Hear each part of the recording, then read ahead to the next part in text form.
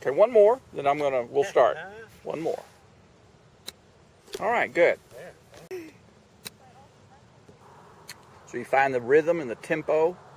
Let yourself, there you go. It's a soft swing, swing the chest. That was very good.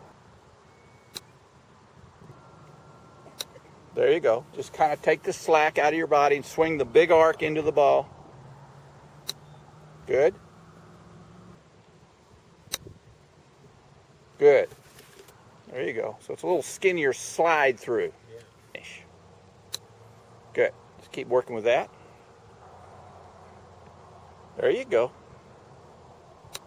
Good. Does that feel a little different? Yeah, it does. It's going to be a little simpler, less chaotic down there. Okay, so stay on that left side. Make sure you feel like you're about 60% of your weight on the left foot and it stays there. You don't want to rock back to your back foot in your backswing. Okay.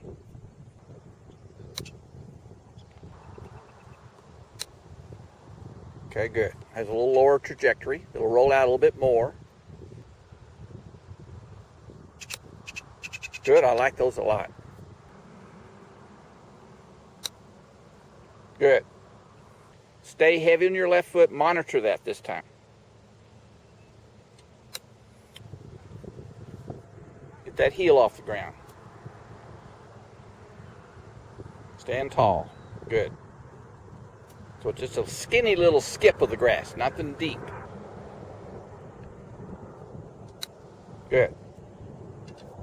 Let's just keep swinging. Let's make the pose the same every time. Good.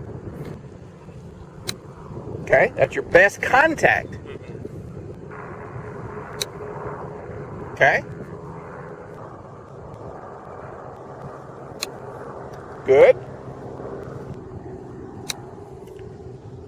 Good, you had a better chest swing then. Let's start focusing on the chest swing.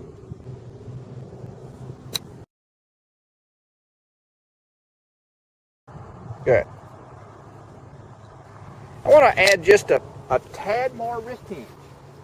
You're almost too straight. I do want you to feel like almost feel like you're pointing the butt into the handle at the golf ball instead of here. Okay.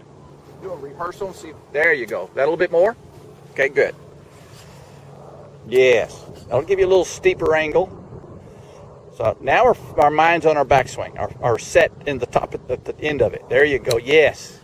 That's the one I want us to repeat.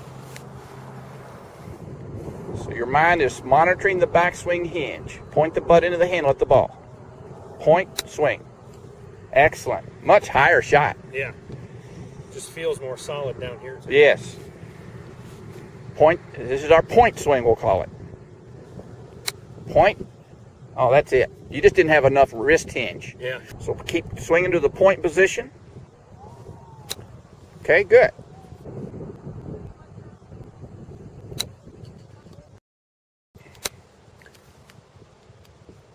Go on a hole. Very nice. This looks really good, Tony. Okay, good. Hinge and hold. Oh yeah, there you go. Very nice.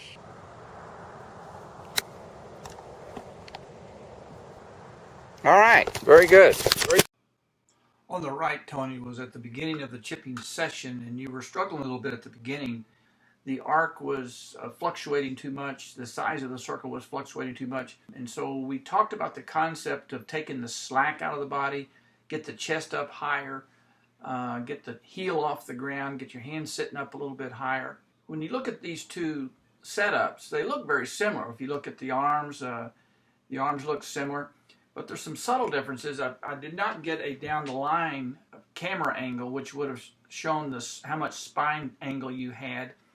But if I draw a box from the edge of the tip of your hat to the waist on both pictures, you can see that the depth of the box on the left is much taller. You're definitely have raised your chest up in the air more, and that just got you higher off the ground and got the slack out of your body so that you could swing on the arc without the arc bottoming out so quickly. So that's also your shaft angle. If you look at the shaft angle of your club, this is pretty severe. And here is just it's just a slight amount of shaft lean. When it gets this severe, you're going to have a much steeper down into the ground type of hit. Here you have just a 1 or 2 degree downward angle. So you're just going to have a little skinny skip of the grass. The one on the right is going to be too much down into the ball. So we moved the ball a little bit more forward between your feet. That shallowed out the arc, and that's when things started working for you. Athletically, you were doing fine, but you just had you had set up a really bad geometry.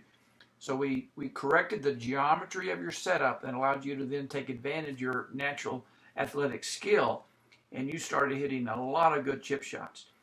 Now, you're still going to have some memory and anxiety about these shots on the course, but you are going to slowly start to hit a lot better ones. But you have got to go through the mental routine of designing that setup. You've got to tell yourself, get the chest up, take the slack out, get the heel off the ground, stay on your left side. So you have to go through that mental checklist before you hit the ball until you just own this technique. Standing tall is what you've got to become familiar with. I also talked about swinging your chest to your target and think about swinging to that pose. And you do have kind of a chest swing here, but because your geometry of the setup, you get stuck, and that was the end of your follow through. And here you're standing taller and you have a nice clean sweep, much better finish. Your shoulder line is here. Here it's a little bit further. Much more swinging your chest to the target. So that was the other key element. One is your setup. The setup is very important. If you don't set up correctly, even if you swing correctly, it won't work because the geometry is wrong. So you've got to make sure your setup accommodates the correct swing.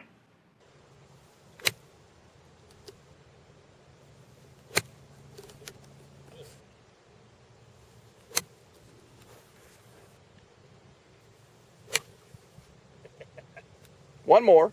Yeah. I'm only going to give you one more chance. then I'm going to fix it. All right.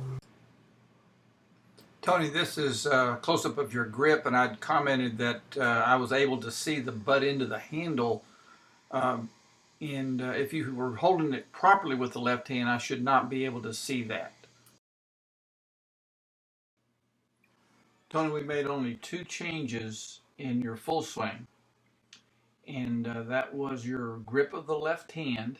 The other important change that we made is in your arms and how your arms need to be sitting more on top of your chest. I had you go through a routine of standing straight up, extend the arms straight out, let the arms slowly fall and rest on your chest, and then tilt to the ground. That is a routine that you need to go through until you own this. Don't just assume your arms are going to immediately fall into this new place. You've got to consciously, with your hyper awareness and attention, set those arms on top of your chest. You can certainly see the difference as you are set up here. These arms are very extended. The elbows are very close to each other. Here there's a little bit more separation, and you don't have those arms in front of you. You have them more on the sides of you. Here you were just hitting balls with your feet together, which is an important drill because it prevented you from swaying. You have a tendency to sway a little bit to the right and then sway back to the left. And with this swing, you didn't sway to the right when your left arm was parallel to the ground. Let's look. You made a really good turn. You have more hip turn on the right than you do on the left. You're just kind of sliding on the left. You really aren't rotating. You're in a much better position to come through.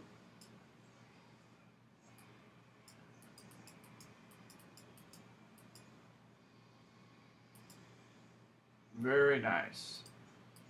So you were kind of just twisting your arms. You really weren't hinging your wrist. You have this twisting action going on because you weren't capable of hinging.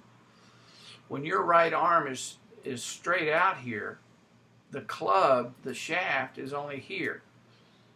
And here you have a lot more wrist hinge, which means the club is going to be snapping and going further and faster around your hand. So the grip change was critical, and that drill is important. Trust. Just trust it now. Beautiful. Nice little draw. Get those arms. That's the key. You got two things you've got to repeat every time.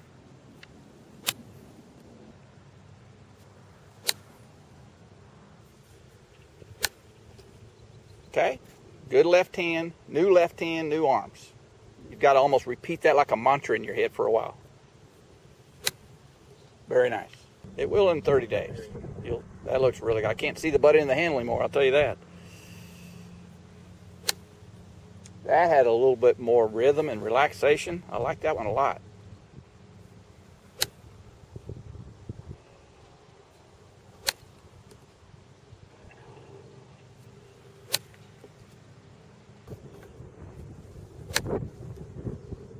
Okay.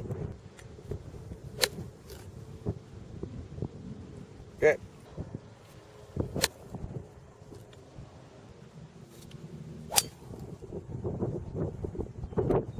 Didn't hurt it. Not at all. Not at all.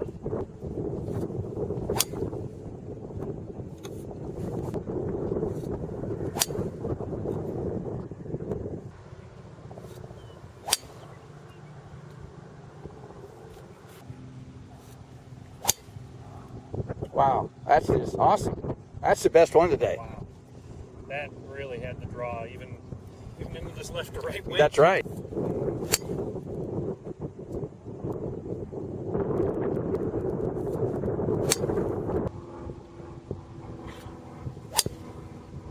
Beautiful.